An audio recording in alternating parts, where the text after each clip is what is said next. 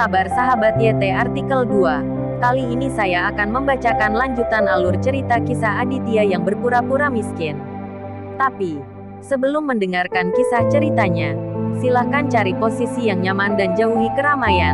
Dan jangan lupa pasang headsetnya. Dan inilah alur cerita kisah Aditya, anak bos besar yang berpura-pura miskin.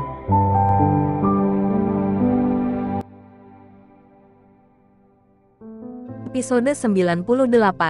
Kisah Aditya, anak bos besar yang berpura-pura miskin. Dahlia tidak percaya diri di depan Aditya. Mau tak mau, Aditya melihat keadaan barusan. Itu terlalu memalukan. Aditya memandang Dahlia seperti ini, dan benar-benar terdiam di dalam hatinya. Dapat dimengerti bahwa wanita tua menyukai Brondong. Brondong bernama Ismail ini menjelaskan bahwa dia ingin mendapatkan perusahaan pengembangan real estate.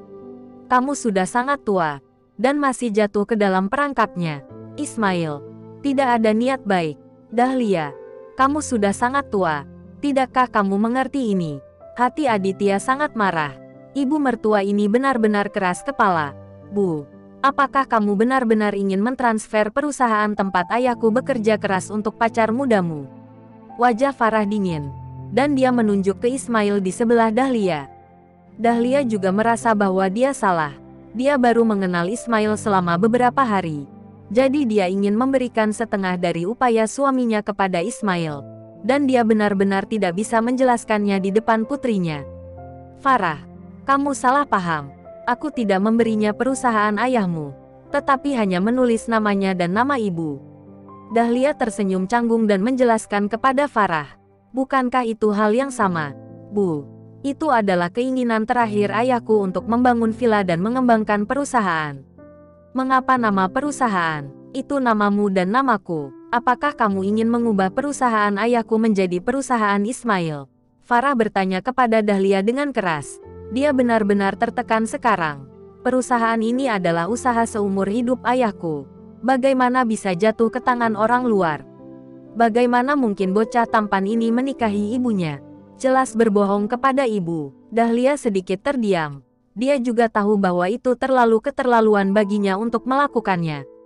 Bu, perusahaan ini juga memiliki villa yang ditinggalkan ayah mertuaku kepada Farah. Kamu tidak berhak mengubah nama pemilik perusahaan. Aditya memandang Dahlia dengan dingin. Mendengar apa yang dikatakan Aditya, Dahlia bahkan lebih yakin bahwa Aditya telah menekan amarahnya selama beberapa tahun terakhir, hanya untuk mendapatkan perusahaan dari Farah. Diam, kataku. Apakah kamu punya alasan untuk berbicara di sini? Aku paling tahu apa yang kamu pikirkan, Aditya. Jika perusahaan ini milik Farah, kamu bisa berhasil, kan? Tunggu sampai kamu benar-benar membersihkan perusahaan. Setelah kamu mendapatkannya, kamu pasti akan menceraikan Farah. Dahlia menunjuk ke Aditya dan berteriak. Aditya benar-benar yakin Ismail sudah mencuci otak Dahlia. Persis sama dengan ucapan Ismail. Farah bahkan lebih marah.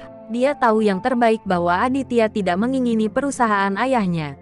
Bahkan jika villa dibangun dan dijual, perusahaan ayahnya hanya akan memiliki beberapa ratus puluh juta yang tersisa selain membayar hutang. Apa arti jumlah uang ini bagi Aditya, yang memiliki villa dengan harga setinggi langit 600 miliar hingga 700 miliar? Bu, jangan putar kata ke Aditya. Singkatnya, perwakilan hukum perusahaan ayah hanya bisa atas nama saya. Ini adalah apa yang ayah saya katakan kepada saya ketika dia sekarat, memegang tangan saya. Apakah ibu lupa? Farah berkata dengan keras. Dia yakin sekarang tidak akan berani menyerahkan manajemen perusahaan kepada ibunya. Dahlia pusing. Kalau perusahaan tidak bisa dibalik nama dia tidak akan bisa mendapatkan Ismail. Oke. Siapa yang memiliki keputusan akhir dalam keluarga ini? Saya beritahu kamu, Farah. Perusahaan ini berada di bawah kendali saya. Lebih baik ibu ambil ahli. Jika di tanganmu, itu akan diambil oleh Aditya cepat atau lambat. Kamu pikir pemborosan ini sepanjang hari? Dia hanya menginginkan perusahaan kita. Dahlia berteriak pada Farah yang mendominasi. Dahlia, perusahaan ayah telah banyak berhutang sebelumnya. Apakah saya menginginkan perusahaan ini dengan hutang paling banyak? Akankah saya mengambil alih dan melunasi hutang perusahaan? Haha, Aditya tersenyum dingin, menatap Dahlia dan berkata. Dahlia tersedak sampai tidak bisa berkata-kata. Bukan. Aditya benar-benar tidak serakah untuk ini. Bu, perusahaan ayahku baru saja mulai membaik. Jika kamu menyerahkan kerja kerasnya kepada orang luar, dia akan tahu betapa sedihnya itu. Mata Farah merah, dan dia memikirkan ayahnya yang sudah meninggal. Haha, apa yang kamu katakan benar-benar konyol. Ismail di samping mencibir, menatap Farah dan berkata, aku sangat mencintai ibumu, dan segera kamu dan Aditya harus memanggilku ayah. Dan sekarang aku bukan orang luar, dan bagaimana bisa ada alasan seperti itu? Petik 2, itu benar. Ibu dan ayahmu tidak mempunyai anak laki-laki. Dan cepat atau lambat, bisnis keluarga ini pasti milik orang luar. Saya pikir itu milik saya. Aku lebih memberikan nama perusahaan ke Ismail daripada sampah seperti Aditya. Dahlia bersenandung dan berkata dengan cara yang sangat masuk akal. Begitu kata-kata ini diucapkan, Aditya dan Farah benar-benar terdiam terhadap Dahlia. Apakah keajaiban Ismail begitu hebat, membuat Dahlia seperti ini? Bagi Aditya, perusahaan ini tidak bagus. Tetapi perusahaan ini sangat berarti bagi istrinya. Ini dipercayakan mendiang ayahnya kepadanya sebelum dia meninggal. Selusin pelanggan di toko minuman dingin juga pada dasarnya mengerti apa yang sedang terjadi saat ini. Wanita tua ini memiliki pemikiran yang keras. Dia tidak memberikan hartanya kepada putri dan menantunya, tetapi memberikan kepada kekasih mudanya. Ketika perusahaannya jatuh ke tangan Ismail, dia akan sengsara. Orang-orang di sekitarnya berbisik. Dahlia tidak mendengarnya sama sekali, dan dia memikirkannya sekarang. Bahkan jika perusahaan milik setengah dari Ismail di masa depan, itu akan lebih baik daripada membiarkan Aditya pergi. Sudah diselesaikan. Besok aku akan membawa Ismail ke Biro Industri dan Komersial, dan mengubah nama perwakilan hukum perusahaan menjadi aku dan Ismail. Dahlia mendengus, dan segera duduk. Ismail begitu kagum di hatinya. Dia tidak sia-sia menemani Dahlia beberapa hari ini. Dan ketika villa dibuka, dia akan kaya. Aditya tidak mengatakan sepatah kata pun. Karena tidak masuk akal untuk berargumen dengan Dahlia, mari tunjukkan warna padanya. Memikirkan hal ini, Aditya keluar dari toko minuman dingin sendirian, menemukan tempat tanpa siapapun, dan memanggil Rianti. Asisten Rianti, tolong tanya Umar untuk segera menghentikan pembangunan villa. Tuan, apa yang terjadi? Rianti bertanya kepada Aditya di telepon dengan rasa ingin tahu. Jangan tanya lagi, tunggu perintah saya saja.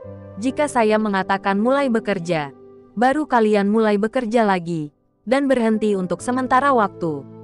Selain itu, kamu beritahu Dahlia bahwa Universal International tidak akan lagi membantu membangun villa, dan biarkan dia mencari cara untuk menyelesaikan sendiri. Oke, aku mengerti, Tuan Muda. Rianti dengan cepat setuju. Setelah Aditya menyelesaikan panggilan telepon, dia berjalan kembali ke toko minuman dingin.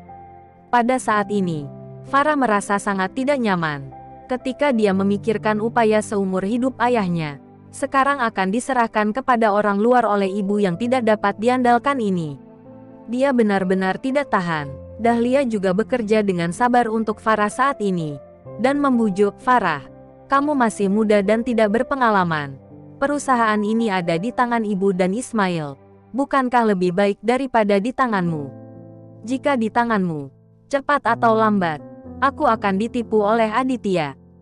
Farah, ibumu dan aku sangat mencintai satu sama lain. Ketika aku menikah dengan ibumu, kita akan menjadi keluarga. Cepat dan ceraikan Aditya, maka ibumu dan aku akan menyerahkan perusahaan itu kepadamu. Itu aman. Ismail tanpa malu-malu membujuk Farah. Farah tidak bisa mendengarkan lagi. Ketika dia berjalan di depan Ismail, dia menamparnya dengan 4 tamparan. Setelah menamparkan Ismail untuk sementara waktu, 2 cahaya ganas tiba-tiba muncul di matanya. Sial, gadis kecil itu berani memukulku. Saya adalah tuan muda dari Blood Wolf Society. Mata tegas Ismail menunjukkan niat membunuh. Tetapi segera, dia menahannya. Karena Farah sangat cantik, Ismail benar-benar tertarik sejak melihat Farah masuk. Selain itu, Dia belum menjadi badan hukum perusahaan Dahlia. Tentu saja dia harus menanggungnya. Ini pukulan yang bagus. Pukulan yang bagus. Farah, jika kamu tidak merasa lega, kamu bisa menamparku beberapa kali lagi. Hehe, kamu akan tahu bahwa ibumu dan aku melakukannya untukmu di masa depan. Ismail terkekeh, dan sepasang matanya berwarna mengarah ke Farah. Farah, kamu sangat keterlaluan. Kamu juga melawan calon ayahmu. Dahlia memelototi Farah, dan hendak berlatih beberapa kata lagi ketika Aditya kembali. Farah, jika mereka menginginkan perusahaan, berikan saja kepada mereka, hehe. Aditya datang dan tersenyum dingin, lalu memegang tangan Farah. Tapi, Farah memandang Aditya, bertanya-tanya mengapa Aditya mengatakan itu. Dahlia sangat bersemangat sehingga dia berfantasi tentang kekuatan perusahaan dan dia bisa menikahi Ismail. Tetapi pada saat ini, ponselnya berdering. Dahlia, saya minta maaf sebelumnya aku memberitahu Anda bahwa Tuan Muda Edward tidak akan lagi membantu Anda membangun villa. Anda dapat menemukan jalan sendiri. Setelah Rianti selesai berbicara, dia menutup telepon. Setelah mendengarkan pemberitahuan Rianti di telepon, Dahlia benar-benar tercengang. Jika villa belum selesai, tidak ada gunanya mengambil alih perusahaan. Sebaliknya akan mengambil alih tumpukan hutang bank. Dalam beberapa tahun terakhir, perusahaan tidak mengubah badan hukumnya, hanya karena dia takut mengambil alih hutang besar ini. Dahlia, apa yang terjadi? Ismail juga sedikit panik dan bertanya pada Dahlia dengan gugup. Bersambung.